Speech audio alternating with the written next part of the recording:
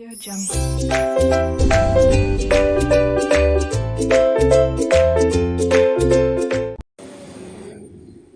Hi guys, welcome to our channel mnemonics की दुनिया and मैं हूं आपका दोस्त सीए नीलेश पुरोहित। पिछले वीडियो में हमने कवर किया था ऑडिट ऑफ एनबीएफसी एंड आज हम कवर करने वाले हैं audit of public sector undertaking. तो आइए देखते हैं। First of all, special thanks to my friend Niket Chanda who has helped me with the keywords, and as mentioned in the previous video, I hope you are having the understanding of this chapter and you are referring this video as a helping hand. एक और important बात है जो मैं आपको video के and पे बताऊंगा, तो बने रहिए एंड तक। तो आइए पहले देखते हैं what is PSU, public sector undertaking.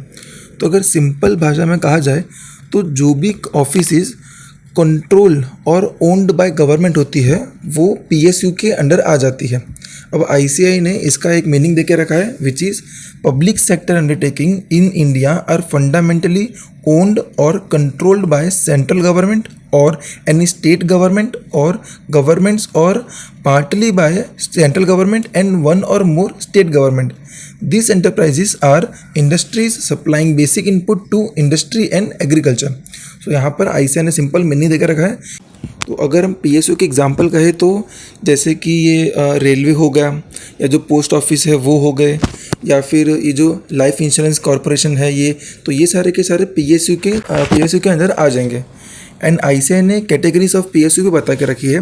जैसे one is departmentally managed undertaking which form part and parcel of government activities, जैसे कि Indian railways, postal services, security printing press, canteen store department etcetera. तो ये सारे के सारे डिपार्टमेंटली मैनेज्ड हैं। Second is government companies and deemed government companies setup under the companies act 2013। जो companies act में as a government company register हुई है वो भी पीएसयू के अंदर आ जाएगी। And third is corporations setup under specific act of legislature, जैसे कि लाइफ इंश्योरेंस कॉरपोरेशन हो गया या यूटीआई होगा, ये सारे के सारे एक स्पेशल एक्ट के तहत इनकॉर्पोरेट हुए हैं। तो ये सारे के सारे पीएसयू के डेफिनेशन आ जाएंगे। आइए पहला क्वेश्चन देखते हैं। Write short note on organisations subject to audit by CAG. तो जैसा आपने देखा होगा कि हम आर्टिकल एंड सीनियर के जो कन्वर्जेशन है उससे ही कीवर्ड्स याद रखने का ट्राई करते हैं। तो इस वीडियो में भी हमने वही अप्रोच लिया हुआ है। तो यहाँ पर आर्टिकल एंड सीनियर को भेजा जाता है पीएसयू का ऑडिट करने के लिए। तो आर्टिकल सर को पूछा कि सर ये कैग जो है वो किन का ऑडिट करता है एंड कैग क्यों ऑडिट करता है। तो उसके ऊपर सीनियर रिप्लाई करता है कि CAG audits the public sector undertakings and the reason why CAG audit is Union and state government does not authorize public bodies to misuse the power or misuse the money. तो हमारा question organisation subject to audit by CAG का keyword है union and state government does not authorise public bodies to misuse. चलिए इसका answer देखते हैं।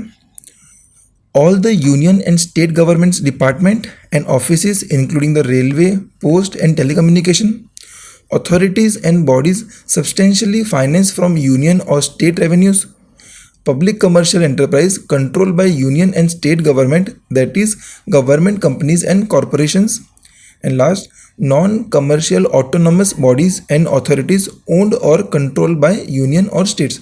तो इनका हम ये जो कॉरपोरेशंस है, ये जो कंपनीज है, ये सारे के सारे ऑडिट होते हैं बाय सीएजी। चलिए क्वेश्चन नंबर 2 देखते हैं। C and AG rule in functioning of financial committees of parliament and state legislative. तो सर सीनियर जो है वो आर्टिकल को कहता है कि डू यू इवन नो कि कैग का क्या रोल है फाइनेंशियल कमिटीज़ में। तो आर्टिकल को पता नहीं होता, तो आर्टिकल कहता है कि सर नहीं पता है। तो सीनियर कहता है कि कैग की जो रिपोर्ट है वो कमिटीज़ की जो वर्किंग है उनका एक बेस बन जाती है। सेकंड कि जो ये मिनिस्ट्री के जो रिपोर्ट्स होते हैं उनके करेक्टनेस, उनके फैक्ट्स एंड फिगर चेक करने में भी कैग जो है वो हेल्प करता है। एंड थर्ड कि जो फाइनेंशियल कमिटीज़ जो रिकमेंड करती जो ऑब्जर्वेशन निकालती है उसमें भी कैग काफ़ी हेल्प करता है उनको। तो ये 3 तरीके से कैग हेल्प करता है फाइनेंशियल कमिटीज़ को। तो हमारा आंसर देखते हैं एक बार। Report of CAG form the basis of committees working, that is committees examine the issue raised by CNEG reports Second is committees require the assistance of CNAG for scrutinizing the note which the ministry submit to committees in so far as to check the correctness of submission of the committees and fact and figure in the draft reports. And third is report of the financial committees are being submitted to Parliament, state legislative with their observations and recommendation. The CAG assist various committees in suggesting the recommendations. तो ये हमारा answer है CAG role in functioning of financial committees. Next question is question number 3. Write short note on public accounts committee. तो senior article को पूछता है कि do you know what is public account committee and what they do. तो senior तो article कहता है yes sir. तो सीनियर पूछता है कि व्हाट दे डू. तो article says they examine the money expenditure sir. तो हमारे क्वेश्चन पब्लिक अकाउंट कमिटी का कीवर्ड है एग्जामिन मनी एक्सपेंडिचर सर. अब इसका आंसर देखते हैं. स्टार्ट में मैंने आपको एक स्मॉल सा इंट्रो दिया हुआ है पब्लिक अकाउंट कमिटी का. हम स्टार्ट करते हैं कीवर्ड से. तो the public account committee perform the following functions. First, examine that the money were disbursed for the purpose to which they were applied. Second, examine that the expenditure was authorised. Third, examine the statement of accounts of autonomous and semi-autonomous bodies. Fourth, examine that reappropriation has been made in accordance with the provisions made. तो हमारे question public accounts committee का keyword है examine money expenditure sir. Next है question number 4. Write short note on elements of PSU audit. तो इसमें कोई story नहीं है. इसका कीवर्ड है टाइप ऑफ PSU. टाइप के अंदर ऑडिट, P के अंदर AIR एंड S के अंदर criteria in subject matter for information. एक बार इसका आंसर देखेंगे तो आपको समझेगा. जैसे यहाँ पर 3 मेन एलिमेंट है.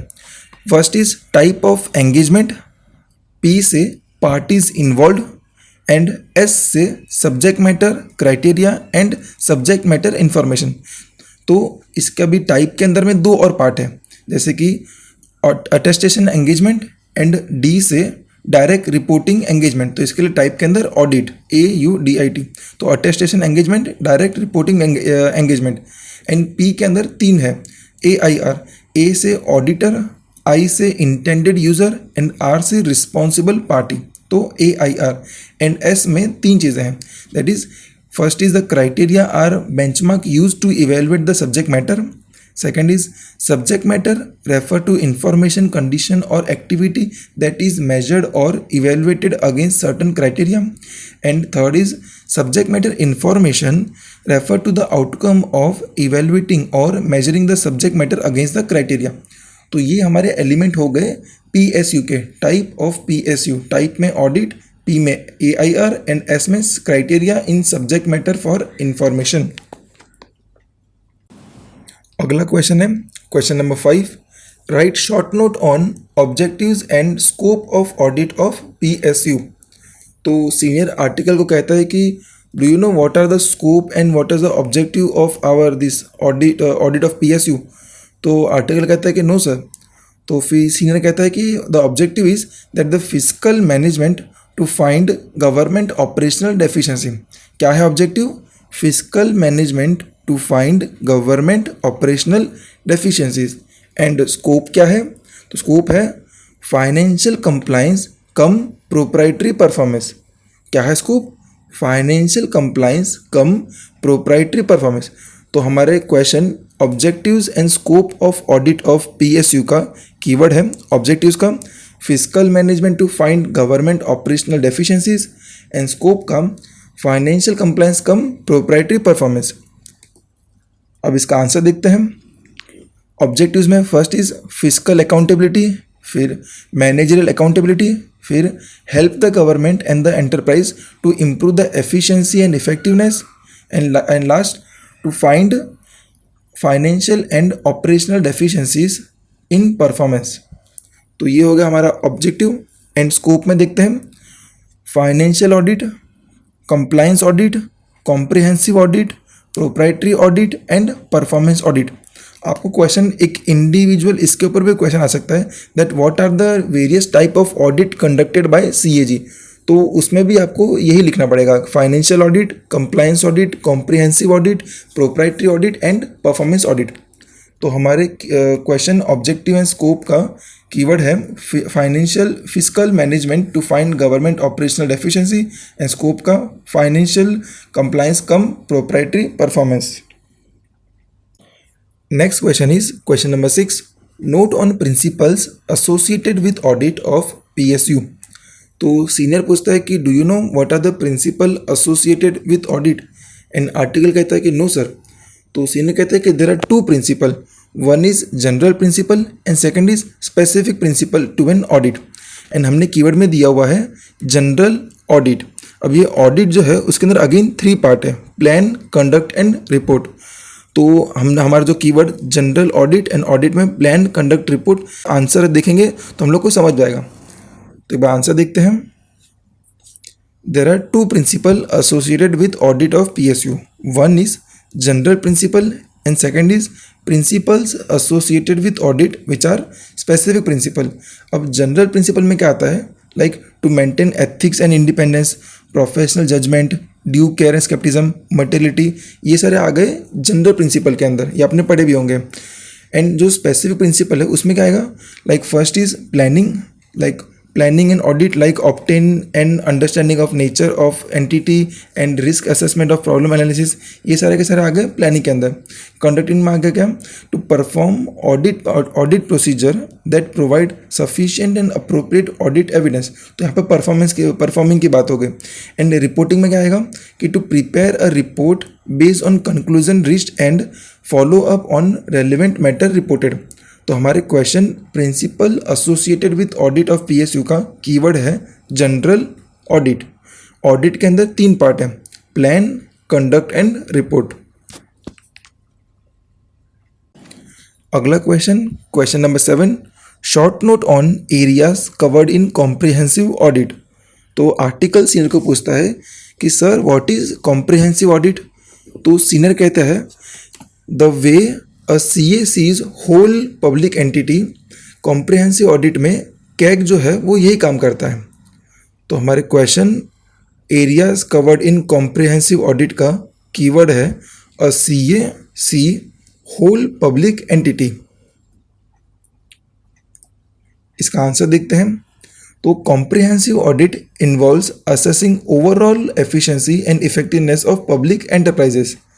अब एरिया क्या है इसके अंदर, तो ए से adequacy of cost control measure, सी से comparison of overall cost capital cost of project with the approved plan cost, A से achievement of plan rate of return, S से soundness of system of project formulation and implementation, E से existence of research and development programmes, E से existence of adequate system for repair and maintenance, P से comparison of production और operational output vis under utilisation of installed capacity, U से undue waste unproductive time for man and machines, wasteful utilisation और even non utilisation of resources, I से inefficiency और inefficiency of project planning, E से effective and economic procedure.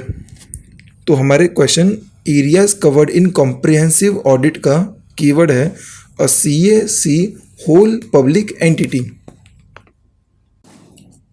Next question is question number 8, aspects to be looked into to assess the efficiency of a PSU। तो article senior को कहता है कि sir why do we even assess the efficiency when CAG is already monitoring the PSU and the PSU are already working efficiently. तो senior कहता है कि we have to make the PSU pro efficient, मतलब efficient भी नहीं, उनको pro efficient बनाना है। तो हमारे question aspects to be looked into to assess the efficiency of PSU का कीवर्ड है प्रो एफिशिएंट। आइए इसका आंसर देखते हैं। पहले एफिशिएंसी का मतलब दे के रखा है which is efficiency is the measurement of input output, and नीचे क्या क्या हम एग्जामिन करेंगे वो लिखा हुआ है, that is examining efficiency embraces aspect such as whether procurement practices followed are sound, resources are properly protected, maintained and efficiently used, objectives of public sector programs are met cost effectively and efficient operating procedure are used. तो हमारे question aspect to be looked into to assess the efficiency of PSU का keyword है pro efficient. चलिए देखते हैं question number 9। Write short note on general principles relating to proprietary aspect, या फिर ऐसा भी क्वेश्चन आ सकता है write principles involve regarding proprietary audit in case of public sector undertaking. तो आपको इनमें से कोई भी क्वेश्चन आ सकते हैं। तो इसके लिए कोई कीवर्ड नहीं है, ये हम फ्लोचार्ट से याद कर लेंगे। तो पहले हमने मीनिंग देके रखा है, audit against proprietary seek to ensure that the expenditure conforms to these principle which have been stated as follows. तो इनका ये प्रिंसिपल्स का हम ध्यान रखेंगे। तो first is expenditure is not prima facie more than the occasion demands. Second is authority exercise its power of sanctioning expenditure which will not directly or indirectly accrue to its own advantage. Third is funds are not utilized for the benefit of a particular person or a group of person. And fourth is apart from the agreed remuneration or reward, no other avenue is kept open to indirectly benefit the management personnel, employees and others. तो ये आप खाली flowchart read करेंगे तो आपको याद हो जाएगा। Next is question number 10। Right steps for planning a performance audit. तो यहाँ पर specifically planning of performance audit की बात कर रहे हैं, तो ये हम याद करेंगे with a flowchart. First is understanding the entity, then defining the audit objectives, then scope of audit, then determining the audit criteria, then deciding audit approach, then developing audit questions, then assess audit team skills and requirement of outside expertise, then audit design metrics and establish the timetable and resources, and lastly intimation of audit. तो ये है हमारे steps for planning a performance audit। अगला question है question number 11। Factors to be considered while planning performance audit. पिछले question में हमने देखा the steps of planning performance audit, and अब हम देख रहे हैं factor to be considered while planning performance audit. तो आर्टिकल सीनियर को कहते हैं कि सर क्या क्या फैक्टर का ध्यान रखना होगा। तो सीनियर कहते हैं कि तुम्हें बस 3 ही चीज़ करनी है। First is prepare criteria, second is obtain significant potential, and third is provide consideration to legal management. तो सर क्या चीज़ ध्यान रखने कहता है फैक्टर्स के लिए? 3 चीज़ें। First is prepare criteria, second is obtain significant potential, and third is provide consideration to legal management. अब इसका आंसर देखते हैं। First is preparing a return audit plan, second identifying the criteria needed to evaluate matters subject to an audit, third is obtaining and understanding of the program to be audited, fourth is significance and the need of potential users of audit report, fifth is potential source of data that could be used as audit evidence and consider the validity and reliability of this data, sixth is providing sufficient staff and other resources to do the audit. Seventh is consider whether the work of other auditors or experts may be used to satisfy some of the auditor's objective. Eighth is legal and regulatory requirement. And last is management control.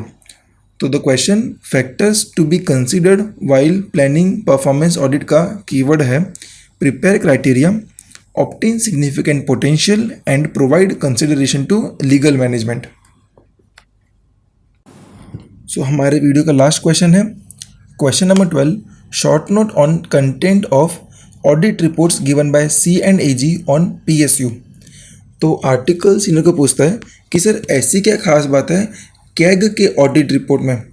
तो senior उसका answer करते हैं कि introduction to audit report of C&AG resume significant result. क्या कहता है senior? Introduction to audit report of CNAG resume significant result. तो हमारे question content of audit report given by CAG का कीवर्ड है introduction to audit report of CNAG resume significant results. आइए इसका answer देखते हैं।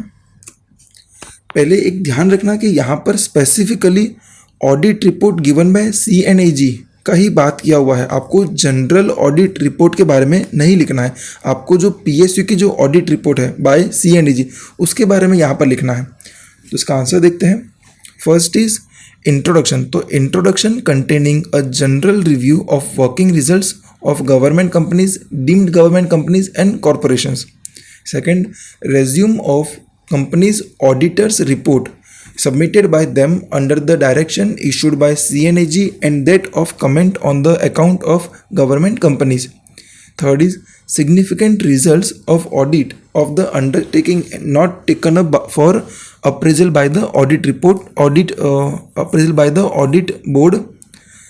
Fourth is results of comprehensive appraisal of selected undertaking conducted by audit board.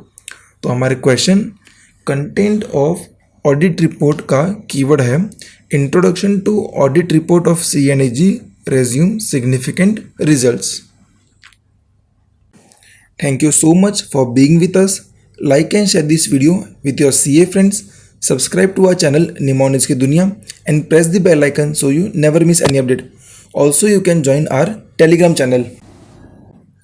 एक बहुत ही important बात आपसे कहनी थी कि अगला वीडियो आपको कौन से सब्जेक्ट या कौन से टॉपिक के ऊपर चाहिए, आप हमें कमेंट बॉक्स पर लिख के बताइए।